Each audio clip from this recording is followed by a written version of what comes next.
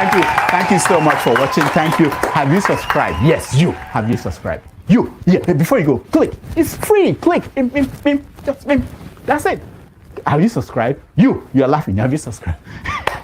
Have you subscribed? Thank you. Thank you.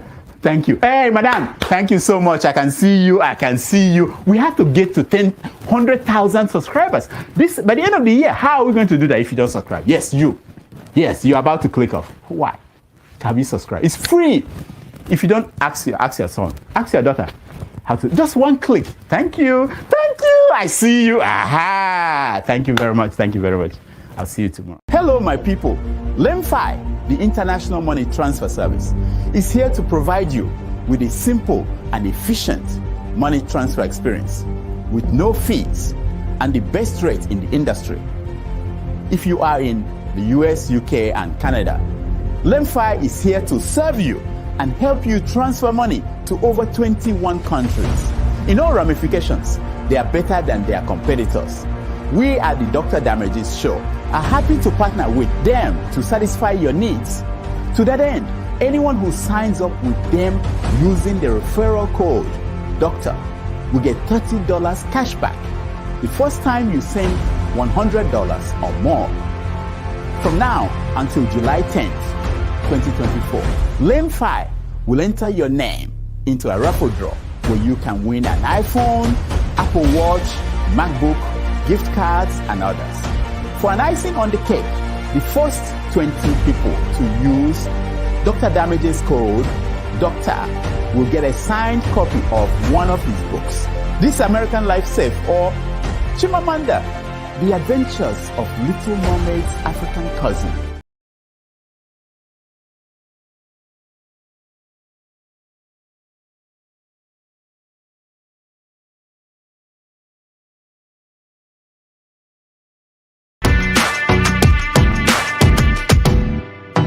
In Nigeria, land of milk and honey, Asian land where history isn't funny. From the Sumerians to the Phoenicians' lore, echoes of greatness our hearts adore. Oh, Nigeria, land of ancient tales, where humanity's story never fails. From the Assyrians to the Persians' reign, in Nigerians embrace legends remain. Land of beginnings where time first unfold. Babylonian wisdom in this ancient world. Egyptian pyramid towering grand. In Nigerians embrace history stands.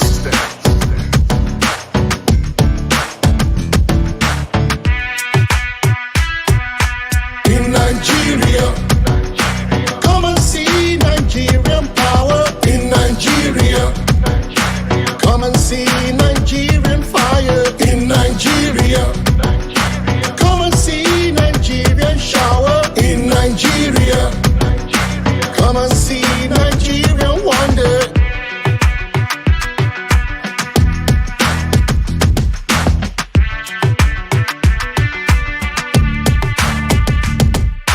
In Nigeria, where the rhythm never sleeps, underneath the African sky, the heartbeat leaps. From Lagos to Abuja, the pulse is strong. In every corner of the land, we sing along. From Delta sway to the Savannah's grace, every step, every side find its place. With every beat of the drum, a story's told. In Nigerians' heart, the rhythm unfolds. Beneath the palms where the night comes alive, the sound of joy you cannot contrive. In every market square, the melodies entwine. In Nigeria, the soul of music shines. In Nigeria, all the spirits on fire.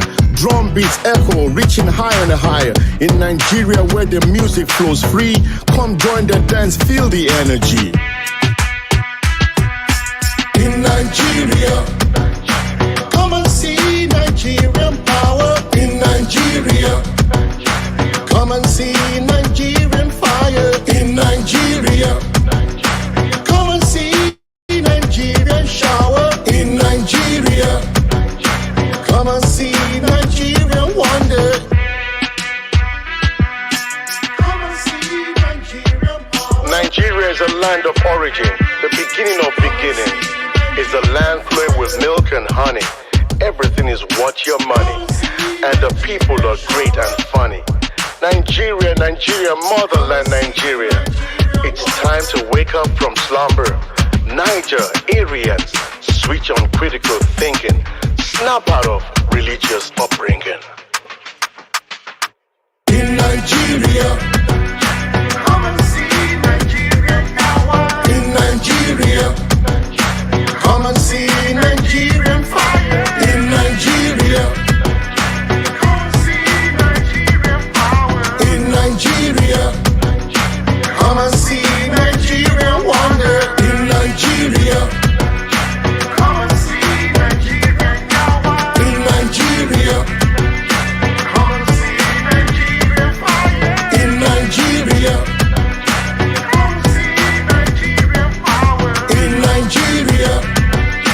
Come and see Nigerian wonder, Nigeria.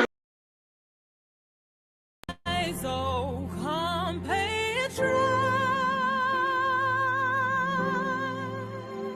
Nigeria's call obey to serve our fatherland.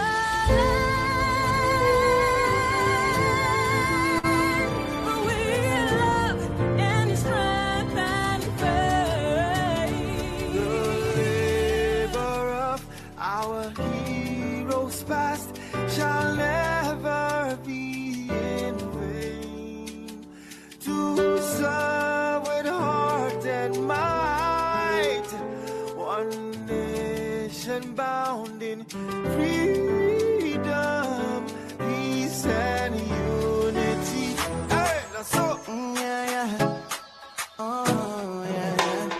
Alright, so compatriots, Nigeria call obey to serve our fatherland with love and strength and faith. The labor of our heroes past shall never be in vain. To serve with heart and might, one nation bound in freedom. In freedom, in freedom, peace and unity.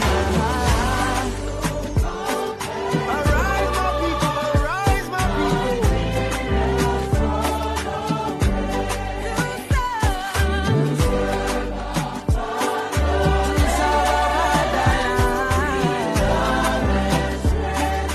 with love and strength and faith.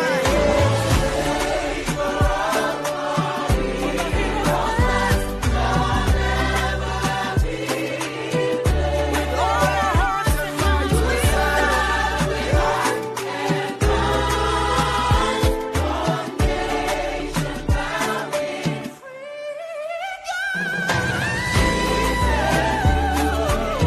from about to go be down to Benue.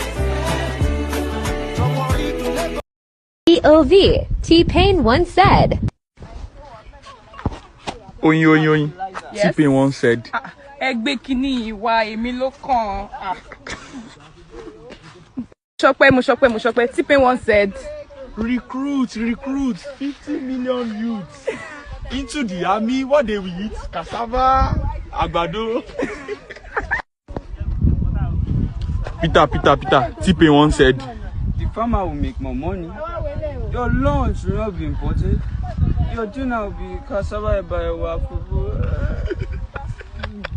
Tawa. T-Pain once said. Ẹ lọ fọkàn balẹ̀, èmi ló kàn. Mo ṣọpẹ́. T-Pain once said. Let the poor breath. Don't suffocate us. We have that responsibility. Lanre. Laria. T-Pain once said. Great Nigeria students. Great. Very good. POV, T-Pain once said. Oyin. Yes. T-Pain once said. Ẹgbẹ́ kìíní ìwà èmi ló kàn.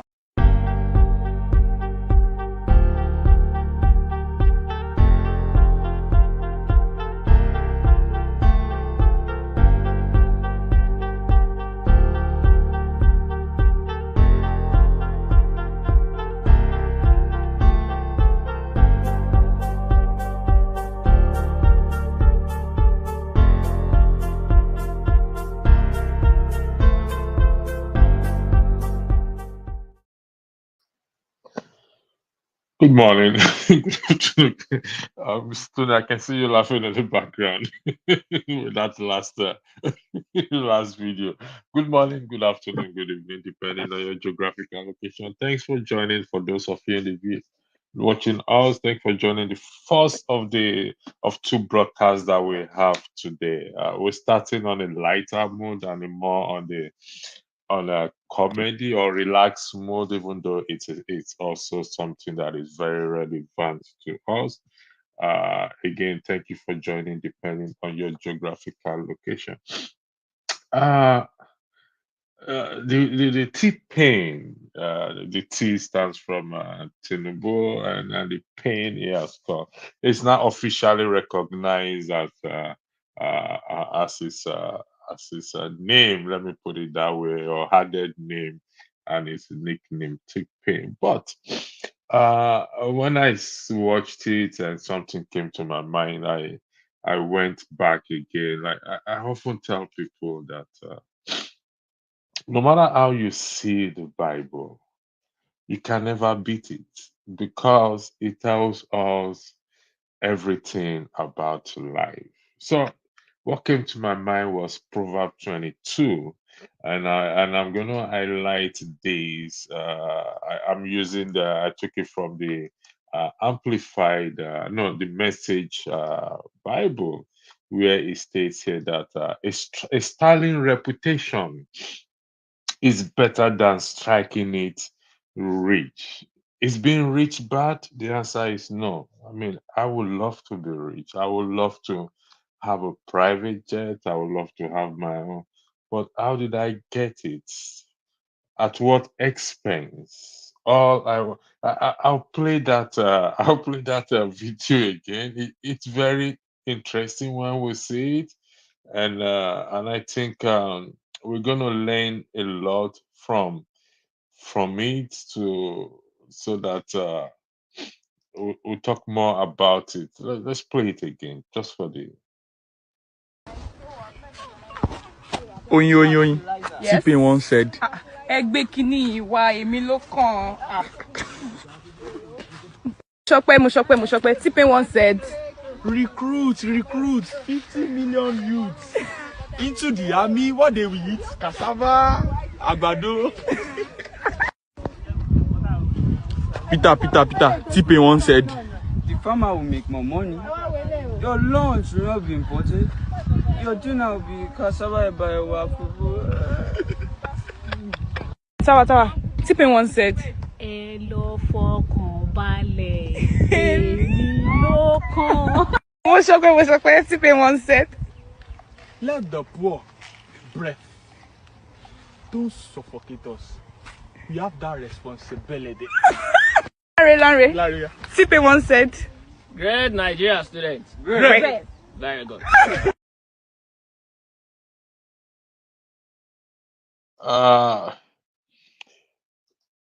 You know when a man once known as one of the wisest man that ever lived on the planet Earth, which is Solomon.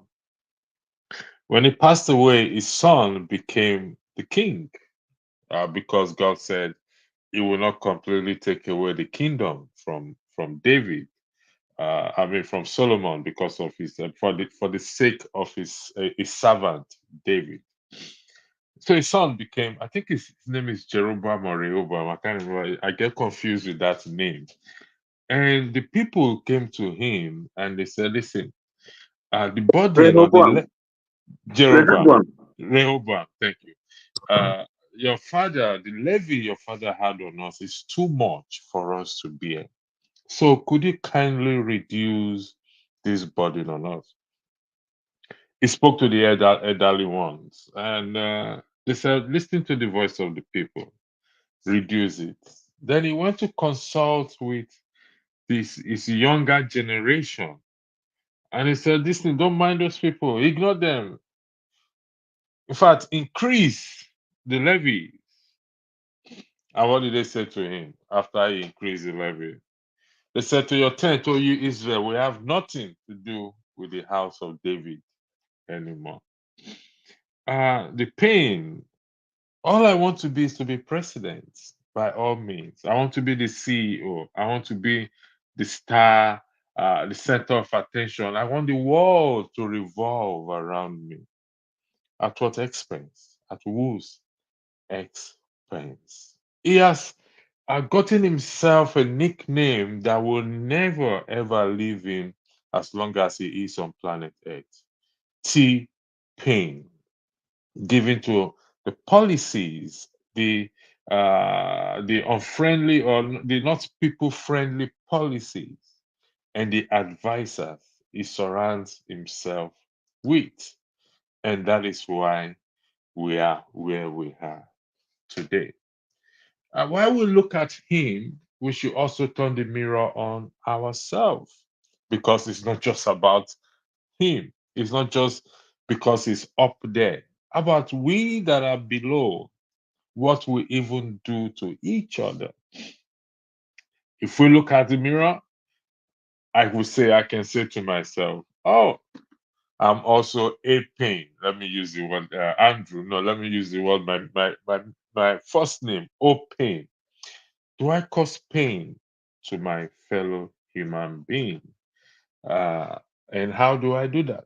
While we all can make mistakes, it's also for us to find our way back from that mistake. Mr. Tony, I'll yield the floor to you in respect to this. This is going to be, we want to make it a relaxed mood, but at the same time, looking at what I highlighted up there earlier, that a sterling reputation is better than striking it rich. The floor is yours, sir. Thank you. Good morning, good afternoon, wherever you are listening from. Pastor, thank you for that funny teaser. I think it's and the intro very apt, very relevant, and very instructive. So I thank you, and I thank you for having me here at the platform once again. Yes, I think you just summarized it in a very, in a very, very beautiful way. Nobody will deny that the country is not where it should be. Things are really, really, really bad. And if you go by some of the things that you shared there, I haven't seen the 50 million youths recruited in the army. And from what we hear, cassava, gari, and ewa have gone beyond the reach of the common man. So things are just not working the way it should. The hope that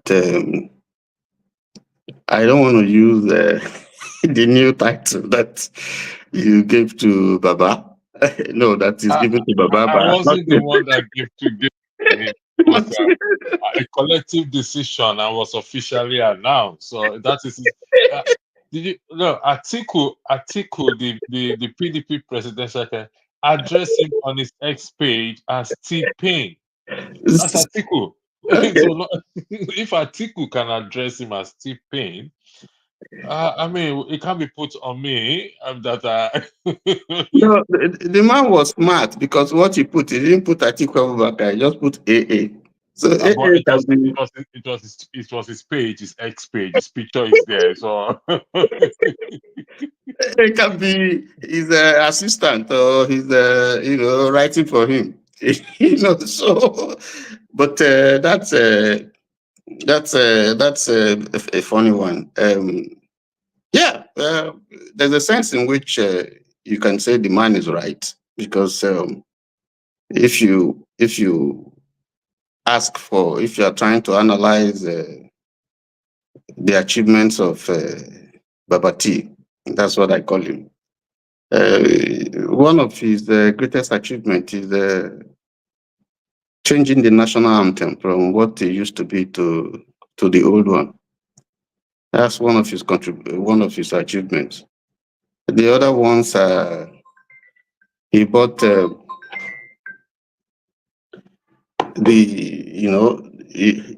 our president, because of the enormous type of work that is involved, he needs to be comfortable. So he bought a yacht, and to help presidency so that he can expand the number of aircraft that he has in the pool. So that if one is faulty, you can have spares, you can have the ones you can use. So he increased the fleet, number of planes that you have in the fleet. That's a good one. So that at least president of the greatest country in Africa can be comfortable to do his work.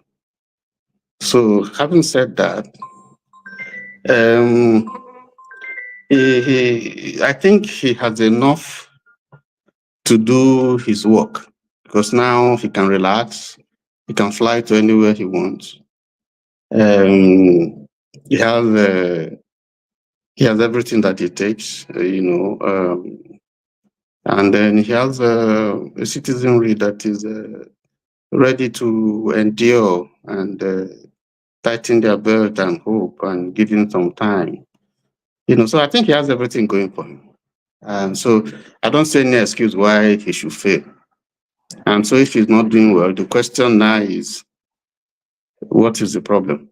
If you have all these things, because some of which you said if he is not doing well, sort of suggests as if he is doing well. No, I told you. Yes, I say he's doing well. I mean, he's increased our fleet, the presidential fleet. He has bought a yacht for the president. He has since he has increased the revenue by taxing, taxing almost every aspect of life, increasing tax. He has succeeded in asking the people to endure and keep on supporting the government, and somehow the people are supporting. They're supporting so far. And how about the cassava, the agbado, and the yam, and the 50 million is supposed to recruit? Has that been done, sir? I know you have been sarcastic. I recognize that sarcasm. We're hoping if he can do it, if he can recruit 50 million youths into the army, that would be very, very great. So the people, our youth will be very, very employed. 50 million is quite a lot. And it's quite a lot, but yes. he has not recruited one. We've not heard of one being recruited so far. Maybe that's why he's taxing. He's taxing every like Rehoboam. Instead of reducing the yoke, he's increasing it. So maybe that he's looking for the money that he will use to pay the 50 million, because you have to have the money to be able to pay 50 million. That will be a record. If we can have 50 million youths added to the number of the military, which is maybe less than 400,000 or whatever, so that would be great, and that would be the largest army perhaps in the world.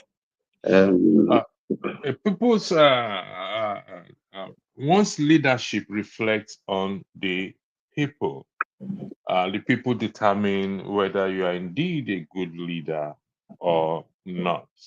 We'll come to that. But let's look at it in a general, given to the topic that value of good name and honor. Like I said, we also need to turn the mirror at ourselves as citizens. Yes. In terms of value of good name and honor in our own little space, where we belong in our community. So what is is it about the name or about the character or the leadership? Because my name can be kindness, and I can be as wicked as any other person. My name can be love. I can harbor hatred or bitterness in my heart. Is it about the name or about the reputation, as it is highlighted there, that a sterling reputation is better than striking it rich? Well, you started. I just followed you with the way because you started with a teaser. So I'm also adding my own teaser. That's why I made that all that. But like you said, I was just being sarcastic. Yes, good name is better than gold. But you see, in leadership, you don't have to be nice. You know, the principal thing is to do the work. People may not like you, but if you are doing the work, they give you credit. I don't like this man, but he's performing, and nobody can deny that. But if you create a situation where people don't trust you, some don't like you, you don't do the work, then you alienate so many people from you know there'll be no basis for anybody to see why that kind of person should continue to be a leader. If you have set goals for yourselves, if you have set things and people trusted you and some voted for you for that reason, and they don't seem to see anything to justify the confidence that they put on you, then is a problem. And I think the problem we have in Nigeria today is that a lot of people some people who had voted for the president today are feeling disappointed that the hope that that they see in him, and some people go back and refer to his performance because I hear that said often and often, and that when he was governor in Lagos, he was good and so on, and he did this, he did that, he did that, and they don't see, but they fail to realize that times have changed. The man that you knew 20 years ago is not the same man. The environment has changed, the complexities, and right now you're dealing with Nigeria because Lagos is a much smaller place. Now here you are dealing with with the entire nation, with its multifarious problems, with the multi-ethnic and religious character that it has. So the problems and the issues are more complex. So in dealing with that, what the president did was to take those people he thought helped him when he was governor and brought them, to the center to help him. But this is the age, at the time he was governor, it was quite a different age. This is the age of technology. This is the age of dealing with a knowledge-based economy, which was not actually what it was, at the time that he was governor. And there are other complexities, that it probably did in the entire environment is different. So I think that probably was not taken into consideration. In this age, you need eggheads. You need people who have the intellectual capacity, who we used to talk about compliant, age compliance. A few years back. These are people who are old. These are people who don't understand contemporary, or who are not used to contemporary issues that concerns the youth, that concerns the nation, so they carry this old mindset and impose on a completely different environment that has changed. Its needs, its requirements have completely changed. So you are dealing with I think that probably is the issue. And then you're also dealing with people, essentially young people who need jobs, whose parents have spent so much money to trade. Because at the time I went to the university, a meal was just 50 kobo, and tuition was free. And I could, with just 90 naira for a year, I could pay for my clinic, for my sports, for my hostel accommodation, and so on and so forth. Today, we're dealing with an entirely different situation. Okay. So You said people have been saying that it made Lagos or it governed Lagos. The argument continues. But I don't want to disagree with you, but I want to put something to you in a different way, because you said because Lagos is smaller and Nigeria as a nation it's bigger than Lagos. But here is a scenario I want to highlight to you. Like I said again, I often recommend people to when they are reading the Bible, they should read it as a literature book. Apply the same grammatical principle the way we read Shakespeare, Hadley Chase, John Gresham book that I often I've read most of it, most of his book. Now, here is a man called David who tended to sheep. His care was for sheep, and he was able to protect the sheep from the bear and from the lion. And as a result, he was chosen to become a king.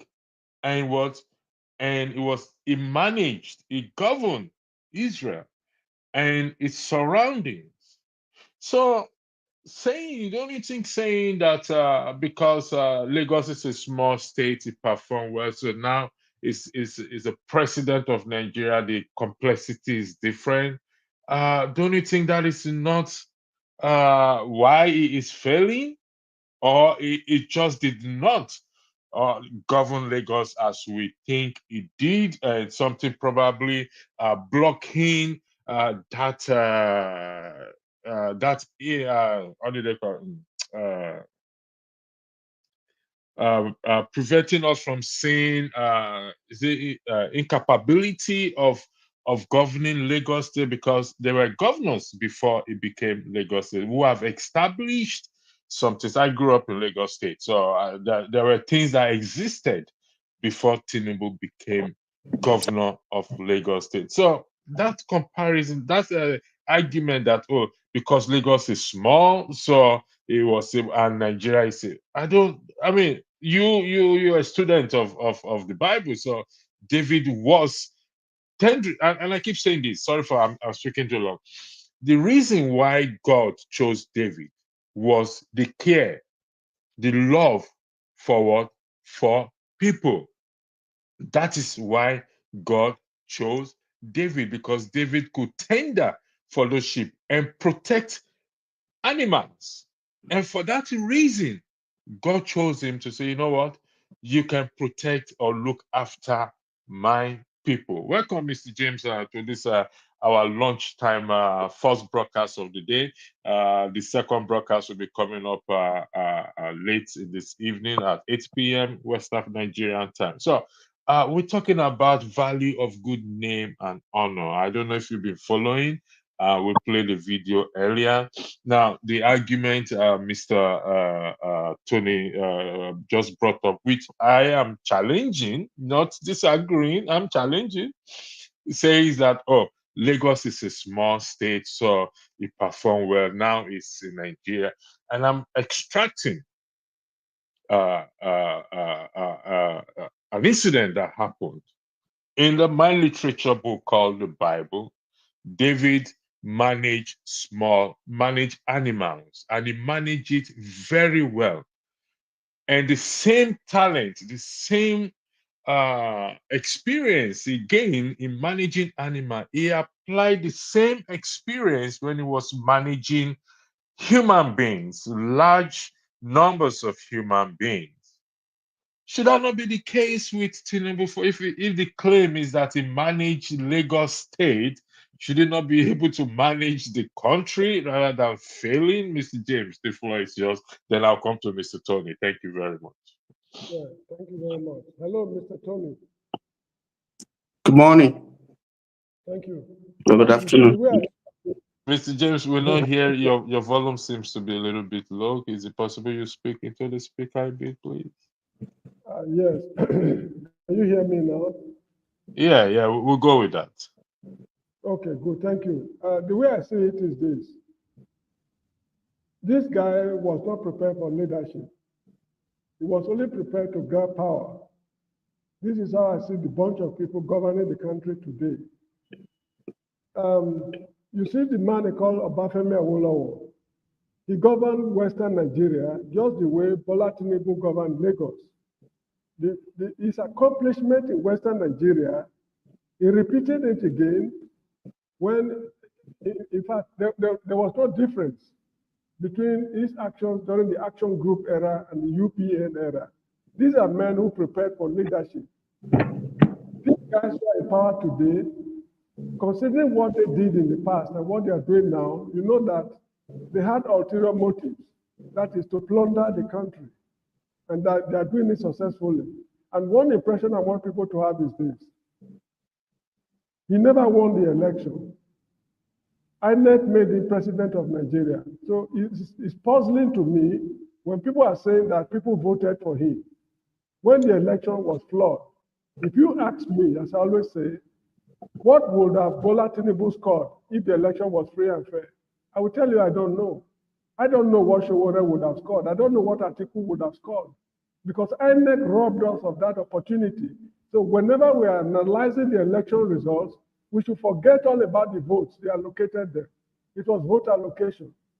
That is one thing. Then it is not true that he beat Lagos. If he beat Lagos, why are people still going to the overseas for medical treatment? Why are people still sending their children to private schools? What about the water supply scheme in Lagos? So many things which he did. In Benue State, where I come from, and Bruce Ali did just one thing thoroughly, and that is education. The schools he opened are still in existence. In fact, they are the leading high schools in Edo Delta today. Benue State University, Ekpoma, he established it, and that university is growing. If Ali had not governed Benue State, I just wonder what would have happened to the children of Edo Delta today. These are men who left their legacies, who left their footprints in the sands of time. Bola Tinubu was not prepared for leadership. Now, being a pro-democracy advocate in those days, we expect much of him to do far better than the military. Time will not permit me. If I list the things Samuel Ogbomudia did in Benin City during his time, you will glorify military administration and vilify civilian administration. So this is how I see it. So anyway, the issue of a good name is better than whatever it is. Good, in my opinion, good and bad are relative. What is good to you might be bad to me, and what is bad to me might be good to you. So if good name is better than honor, or honor is better than good name, is relative. It depends on how people see it. Mr. Tinubu, the president, he has earned a name, T-Pain, meaning that Tinubu and causing Nigerians pain. So it's officially now known as T-Pain, and Atiku Abubakar also recognizes that. Not that he's any better than Tinubu, my opinion. I recognize Tinubu to be T-Pain. So that's what we call him going forward. We don't address him as President Tinubu anymore. He is addressed as T-Pain. Violating his new name may lead most of us to prison. If you call him President Tinubu, they may be upset at you. So, Mr. James, going forward, he is T-Pain. Yeah.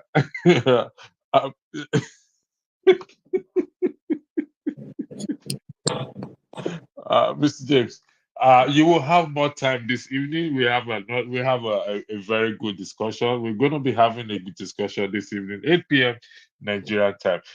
You see, when we said value of good name, it's not necessarily because my name can be good names, and I may be the baddest person. I may be inflicting pain. So it's not necessarily the name itself, but my person, my personality, my character, particularly in position of leadership. Because I give an example in case the son of David, Rehoboam or Jeroboam, when the people came to him to reduce taxes, and he says, no, he listened to what? To the younger ones. And so even though his father was a good man, his grandfather was a good man, and people expect the same thing to continue. But unfortunately, that is not the case. So it's not about the name, my name itself, it's about me being good and doing everything within my power to ensure that I do right by my fellow human beings. So, Mr. Tony, I've been a student of the Bible. I just highlighted. I'm challenging your argument where you said Lagos State is a small state. It's a small place compared to Nigeria. And Mr. James, I'm agreeing with Mr. James that it wasn't prepared for leadership. Or in fact, it was all pretension. And this is my own opinion. All the while in Lagos State, I grew up in Lagos State, and a lot of things have existed. Jakonde, I'm one of the beneficiary of free education in Lagos. And like what Mr. James said, where are the hospitals? If he actually built Lagos State, and this is also, I yield the floor to you. I can continue going on, and Mr. Tony, the floor is yours. Thank you. Okay, thank you. Welcome, Brother James, to the discussion. I think Electric, you probably didn't quite get my flow. I said that usually you hear people say Lagos is not Abuja, Lagos is not Nigeria, and so on and so forth. In a sense, Lagos is a microcosm of Nigeria in terms of also its complexities, its the nature of the people who live and work in Lagos. But what I meant by that Lagos is a smaller place is that in terms of the complexities of the job that is involved, you cannot compare the job of just being a governor to that of being a president of a country like Nigeria. So, so that's what I meant, Now I'm saying that. Sorry for interjecting you. I want to reverse something back now. I'm going to do a reverse, reverse something back now. Will you hold the same position or this argument if P2B is the president and he was governor of, just like Tinubu, of Anambra State 2 times? Would you hold the same argument? Okay. If he's performing. Okay, I'll touch all that, but let me just lay the background and clear and make some clarifications in terms of my earlier statements. If we go to, you made references to David, to Rehoboam, Solomon, and then a few days ago we talked about Nehemiah, and we looked at leadership. And permit me to just say one or two things about discussion in connection to Nehemiah. And we saw that there was a preparation. There was a challenge and there was a preparation. So he knew what the problem was. He was ready to tackle the problem. He dealt with both the spiritual and the physical dimension of the problem, asking God for guidance and leadership. So he was a man that was prepared, to go and help to address the problem that his people were facing. And he succeeded. And he had a vision, and he did that in good time and followed it up. Now, if we come to David, you see that David, like you said, was a shepherd boy, first of all. And by some divine providence, God chose him, as a king to replace Saul, who faltered. See, before you can become a shepherd, you have to become a sheep. You will understand the needs of the sheep. That's the only way you can be able to, when you take over the role of a shepherd, because you already know what the sheep would require, and you have a mindset to protect the sheep, then you can be a good shepherd. Now, so David was prepared spiritually, and you know that David, even after he was made a king, he was anointed by Samuel, he was attached to Saul, although for a different reason.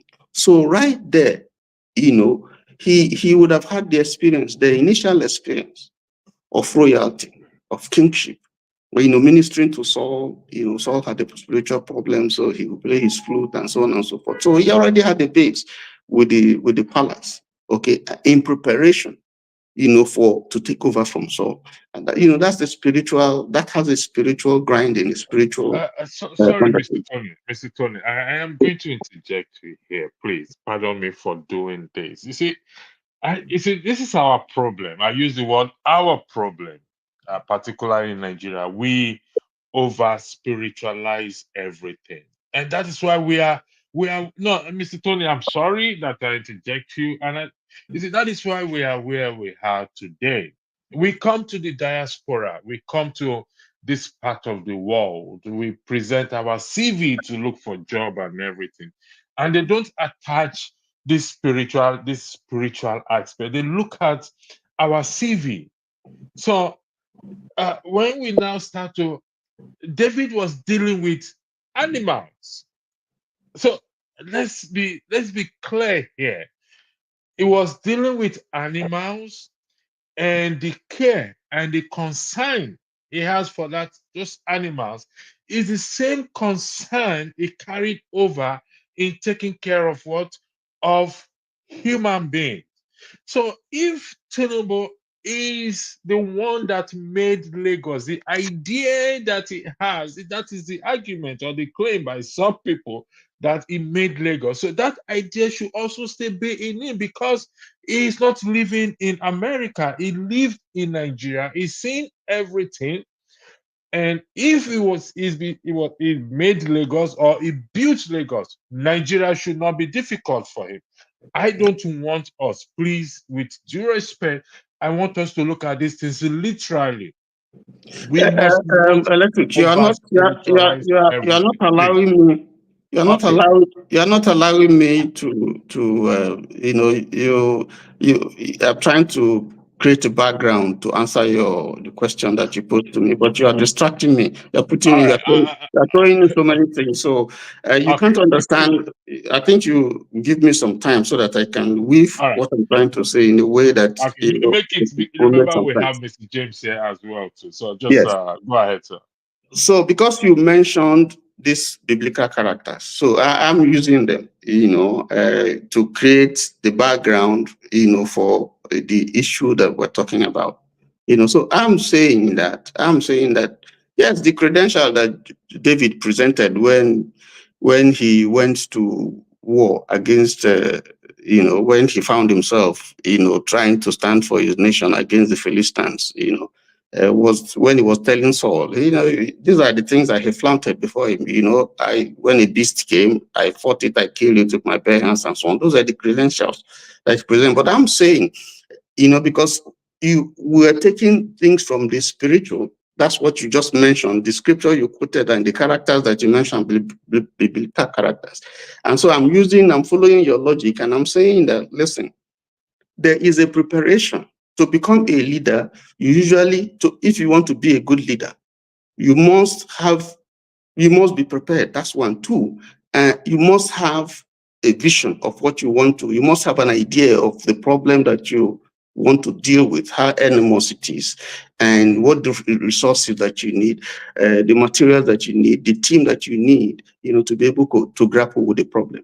And I'm saying that, yes, he was a governor. I'm not saying he built Lagos. I didn't say he built Lagos. Everybody contributed one way or the other in building Lagos. One man cannot build Lagos. But I'm saying that he has been a governor. He was a governor for 8 years. He was a senator and so on. He had some experience. And people feel, I hear it every time. People feel, oh, he built Lagos. I didn't say, oh, he built Lagos, so he should be able to do this job. That's what they say. That's just not me just saying it. Whether he's the only one who built Lagos or so is for people to, but definitely he was not the only one. So I'm saying that, so with that mindset, even with what people are saying, the thinking that because, quote unquote, he built Lagos, so he should be able to be a good leader. That doesn't, for me, that doesn't make sense. Because I'm saying that Nigeria is a more complex country. There are more complex issues. So if his criteria, if the thinking is that because he built Lagos and people can dispute that, even his contribution, whether what he did or whether he did well or he didn't do well, It depends on the school of thought where you belong. That was for those who voted. There were those who voted for him. There were those who voted. James, we can put. There were those who voted for him. So people who voted for him or who think that he will make a good leader, that was what the points that they put forward, that because he did X, Y, and Z, therefore he is a good candidate to become president and he will do well. But you remember we started this discussion by saying he promised recruiting 50 million youths and all that, and we're saying we haven't seen the 50 million youths recruited now. We haven't seen cassava and agbado right now. But the point I'm trying to make is that the problem that we have today is that the reason why I brought Nehemiah is that I don't believe that he was actually truly prepared to take up this mantle that he had. Because if we use these biblical characters we are talking about, you would see that, from what we have seen so far, almost 2 years, it does not, to me, and that's my opinion, it doesn't seem as if he actually knew what the problem was. It doesn't seem as if he was truly prepared for this job. So that is why you see somebody after he has taken over the job, whether we voted for him or we didn't vote for him, whether INEC put him there, INEC didn't put him there. When someone gets the position of office that he has now, begins to say, "Oh, the people who came before me, they were so bad. That's not an excuse." Obi would say, you are supposed to know. You are like Nehemiah. You're supposed to assess the problem. You're supposed to know, at least have an idea of what the problem is. Have a team. Have an idea of what you're going to do. I mean, ab initio, so that when you get there, it's not as if you begin to give excuse. "Oh, I thought, this problem was so much. It was the bad government that was there. That's why I'm not performing." Nobody wants to hear that. You are there as a leader. The reason why you are a leader is to fix problems. So you can't give excuse because you were not there. You are not there to give excuses. You are there as a leader to solve problems. So the people who have gone before have gone. They've made their mistake. They have gone. Now you are the leader. You fix the problem. Not giving excuses. Not trying to put the blame on somebody. So we'll see. For me, we'll see that right now there appears to be not quite a good understanding of what the issues are. And so we see trial and error, tinkering with this, thinking with it, policies, unstable policies. Today you do this, you change, tinkering with this and that, and it's not working. And that's why we're where we are. Now you asked about Obi. You asked me about if Obi was there and so on and so forth. Well, I can only suggest, I can only prognosticate because Obi is the governor. We've seen what he did, but going by what he says, is wanting to say, present a vision, but it's starting to walk the talk, So for me, even though what Obi says, looks like good ideas that can, move us forward, but we are yet still to see how that can be practicalized in concrete terms, because there are other issues, there are other complex issues that you have to deal with. Like you said, the people, Rehoboam was not prepared. Rehoboam came in, he was a young man, he was youthful, and so when he came in there, I believe, if you go to the Bible, he didn't have the kind of experience and wisdom that his father Solomon had. Okay, Mr. Tony, we will leave this aspect for our usual Wednesday. But Mr. James, because you're taking me to a place where saying Rehoboam does not have the experiences and that is young. There was a king that became there was a child that was a king and was protected and was trained at the age of 7 or 8 years on the back. Yeah, Mr. James, we're looking at Tinubu's CV. Oh no, sorry, apology. T-Pain CV. So we have to be very careful to address him with the right name. We're looking at, it was governor 8 years. It was senator before he became governor. Now, is that not enough work experience to be able, for somebody to have, to be able to turn Nigeria around? Let's say that is the case. Is that not enough work experience for somebody to have who lives in Nigeria, knows the problem of Nigeria? Because the problem of Nigeria is not eating. Is that not enough for him to be able to turn the country around? Let us look at it this way. The few leaders we've had in the past who left their footprints in the sands of time, like Latif Jakonde of Lagos, Bola Ige, I think of, I can't remember, is it Mr. James, we're not hearing you very well, please. Do you mind? Sorry. Can you hear me now? Can you hear me now? Yes, it's okay now. Let me see, because anyway. So the point I'm making is the few leaders we've had in the past who left their footprints in the sands of time, like Ambrose Ali of Benue State, Latif Jakonde of Lagos, and others, even Awolowo and others, they had no political experience in manning offices before they were able to excel. Even one of them, Samuel Ogbomudia, what that man did, no governor in the whole of Nigeria can break his record in our lifetime. He was not even a high school graduate. He stopped in Form 4 at Western Boys High School, Benin City. He was a military man, taught how to oil artillery and shoot guns. But when he became governor, it was something else. He left his footprints clearly in the sands of time. We still remember him till tomorrow. So the issue of Bola Tinubu being this or that, I mean, it's irrelevant from my own point of view, because people have told Sowore that he should go and start as a local government chairman. Although I don't support any party, I'm just citing it as an example. They should go and start from local government service and things like that, and rise before becoming president. But this is a man who has dedicated all his life to public service. He has been serving the public since his university days till now. So what experience do you want him to acquire to enable him to become president?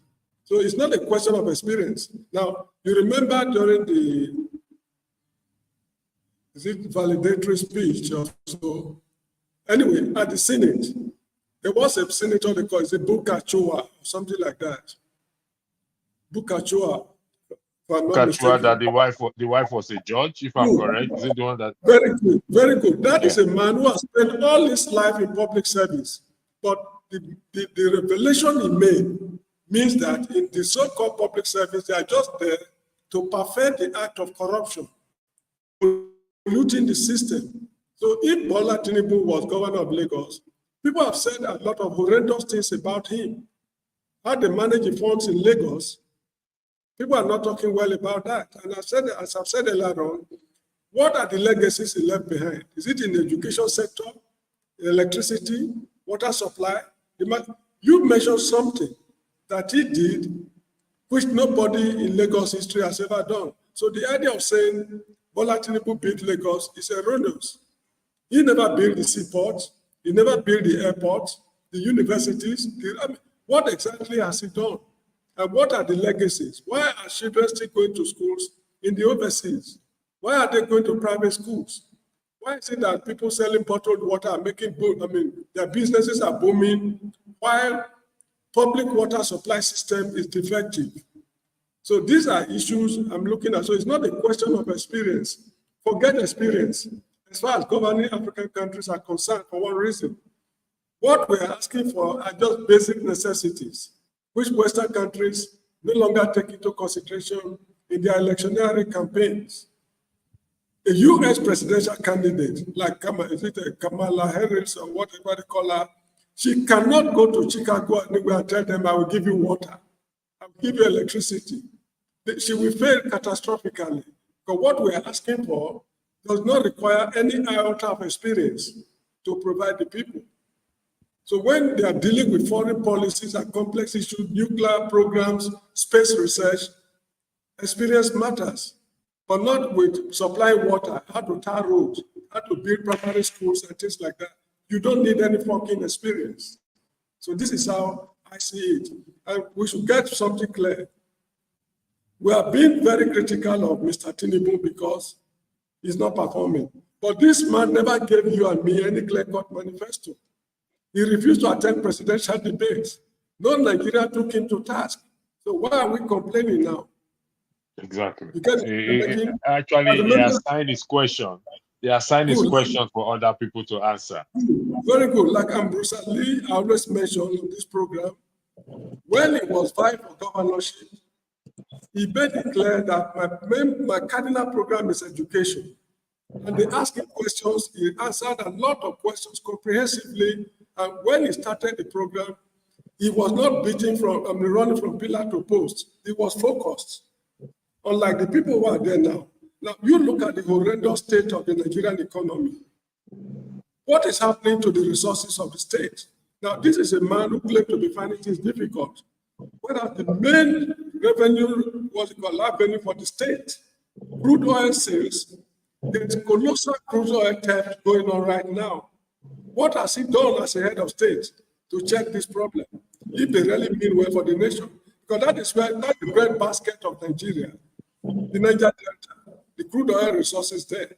It's been stolen by Nigerians. So what has he, as head of state and commander-in-chief of the armed forces, done to correct that anomaly? Look at security problem in the Northeast. In fact, throughout northern Nigeria. What has he done to make, to show that he is different from Buhari's administration?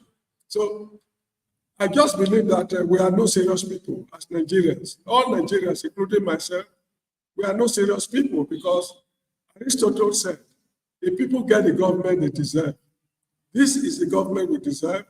This is why we are tolerating him. If not, we should know what to do. We are not tired of saying we are tired. When we are tired of saying we are tired, we will know what to do. So this is my opinion. Electric, can I come in there? Just briefly, just 2 minutes. 2 minutes. Go ahead. 2 minutes is small.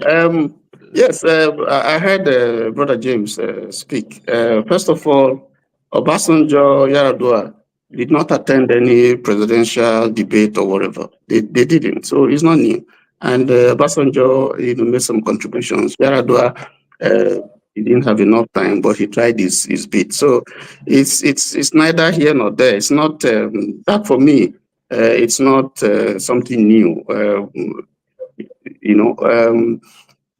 Obemudia, Obemudia, I used to be my state. My state used to be part of that state, and you cannot use the military government to compare to a civilian government, because under a military government, you don't have all the institutions as you have in democracy. It's a military rule. It rules by decree, so they do what they want. So that analysis would not is not a good comparison, to make.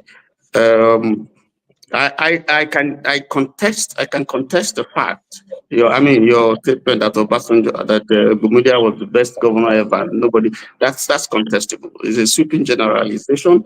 I think we can contest it. We can contest it. But to go back to the issue that we're talking about, the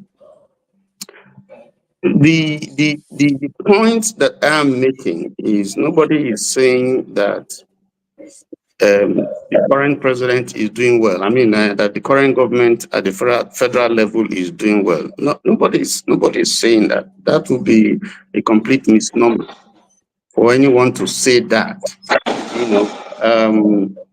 That's not correct. What I'm trying to say is that in coming for taking the office of president, the US that you mentioned, Mr. James, Barack Obama was a senator. If you look at most of the presidents that you have had, they have had experience either in business or in public service. So experience is critical. You can't just come. You can't just be a novice and just go and yes, it's possible, but experience is critical. Experience in managing people, experience in managing the administration, managing a company. There has to be experience. If you are looking for a job, they ask for your CV, and the whole essence is they're not just looking at your qualification. They're also looking at if you have the competencies, to do the job. So in some cases, they pay more attention to the experience that you have had. So if we say that experience is not critical in administration, in rulership, in leadership, then I don't think that is right. Now, Sorry, Mr. Tony, I don't think Mr. James alluded to such. I stand to be corrected. he didn't say that experience is not necessary. He said it quite clear. He said experience is not necessary. Okay, Mr. James, So I'll leave you to respond to that. Mr. Tony, I'll come to you. I'll give you more time. What I said is this: governing an African country of today, experience is immaterial. Let me tell you why. Latif Jakonde, was he a governor? Was he a senator? This is a man who still speak well up to today. Up to today. And Bruce Ali was a university lecturer, I think professor of pathology or something like that at the University of Benin. Morbid anatomy. Okay, he had no political experience. But as a professor, I mean, what of his academic experience? Excuse me. Are you dismissing that? Let me tell you something. While you were talking, I kept quiet. I was mute. If you talk about academic experience, the academic experience we are talking of people in Nigeria today is wishy-washy. When I walk here in the Gambia, if you hear and see and notice what Nigerian professors are doing, you will vomit. You get the point? Ogbemudia was a military man. How do I put it? We are demonizing military administration today in Nigeria. But what the military did, if I start listing it, it's very surprising. It's amazing compared to what civilian administration have done for 25 years. Ogbemudia and Yakubu Gowon and others were in office for just 8 years. But what they did, we don't have the time. I would have started enumerating most of these things. Most of the leading public universities we have today, they were set up by the military during the military dispensation. The present road network linking the east with the west, linking the various states, major road networks were laid down during Yakubu Gowon's time. Third mainland bridge. In fact, I just cannot mention most of these things right now. Experience to supply water. What experience do you need to supply water? What experience do you need to build houses for primary school and secondary school? The experience does not matter in governing a modern African state.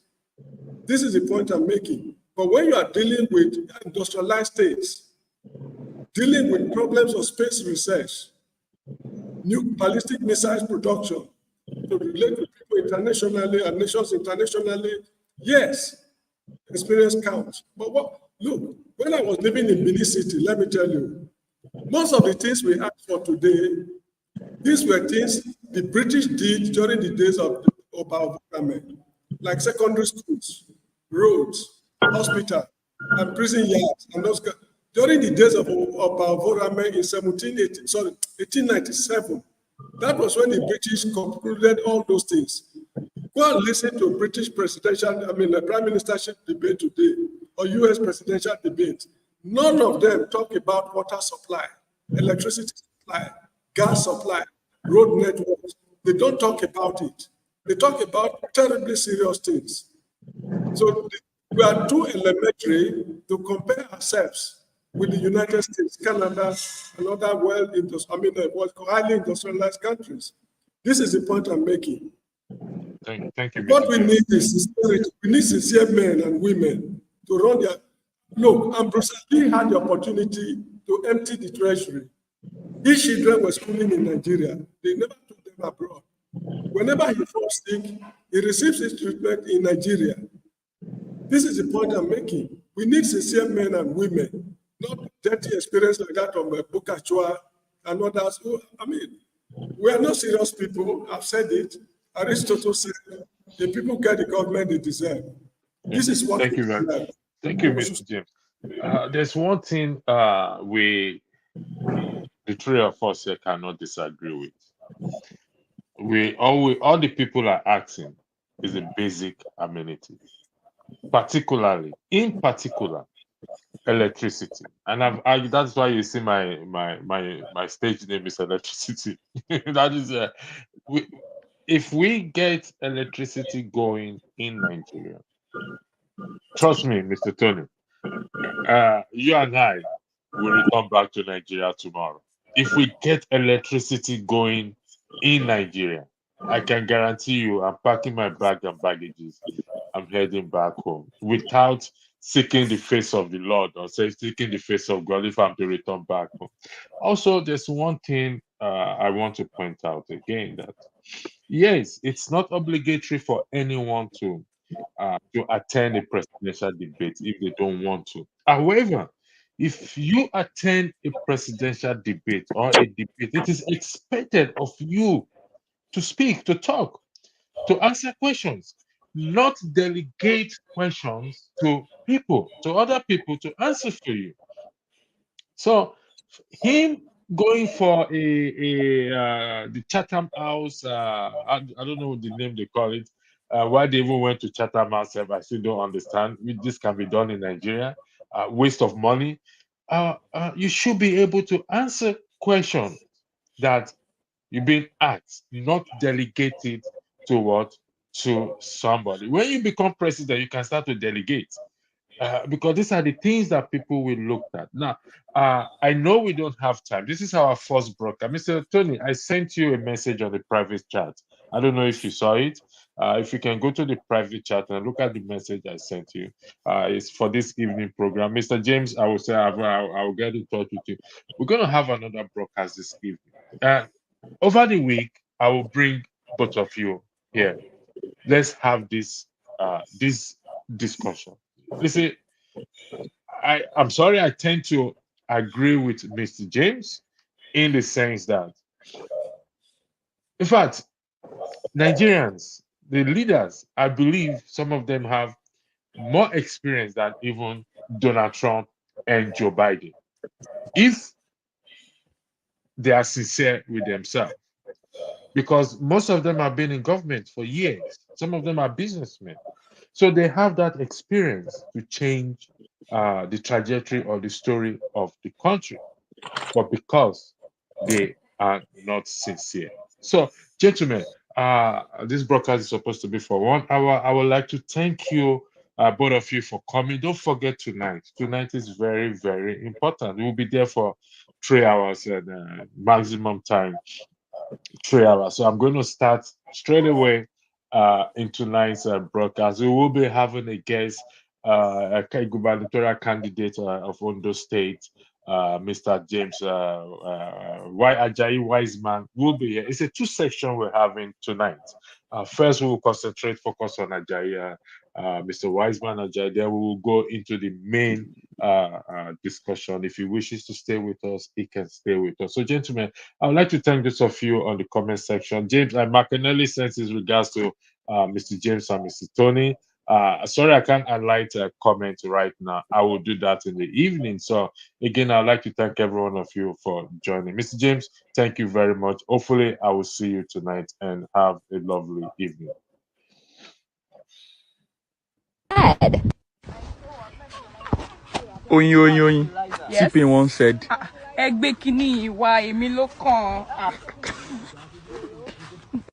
Mo ṣọpẹ́. Tipping one said.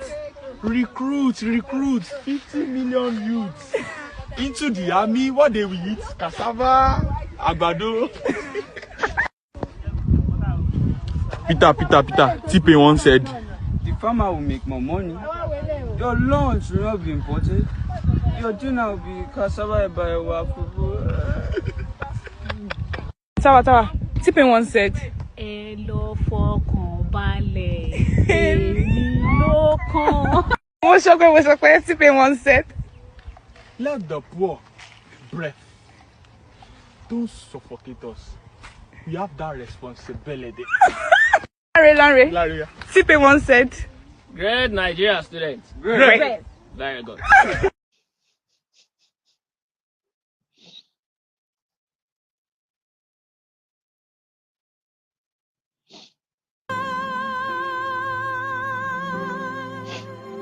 Nigeria's call away to serve our fatherland.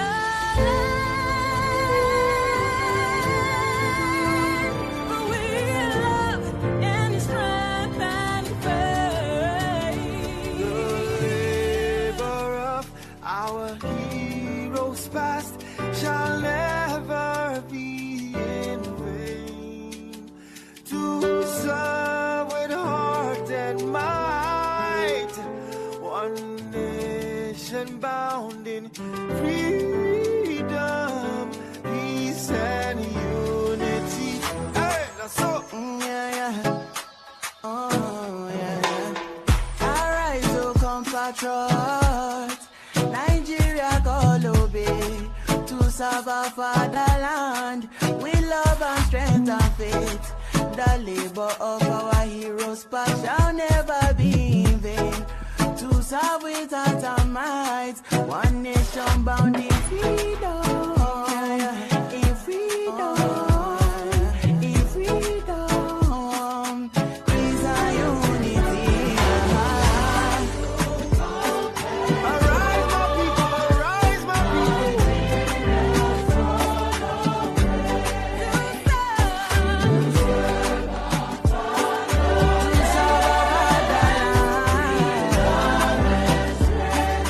With love and strength and faith.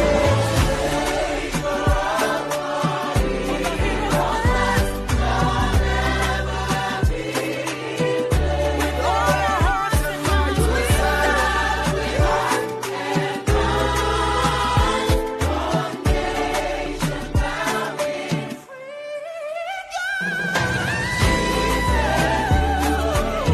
from about to go be down to the from Warri to Lagos. Thank you so much for watching. Thank you. Have you subscribed? Yes, you. Have you subscribed? You. Yeah. Before you go, click. It's free. Click. Just that's it. Have you subscribed? You are laughing. Have you subscribed? Have you subscribed? Thank you. Thank you. Thank you. Hey, madam. Thank you so much. I can see you. We have to get to 100,000 subscribers. This by the end of the year. How are we going to do that if you don't subscribe? Yes, you. Yes, you're about to click off. Why? Have you subscribed? It's free. If you don't, ask your son, ask your daughter how to. Just one click. Thank you. I see you. Aha. Thank you very much. I'll see you tomorrow.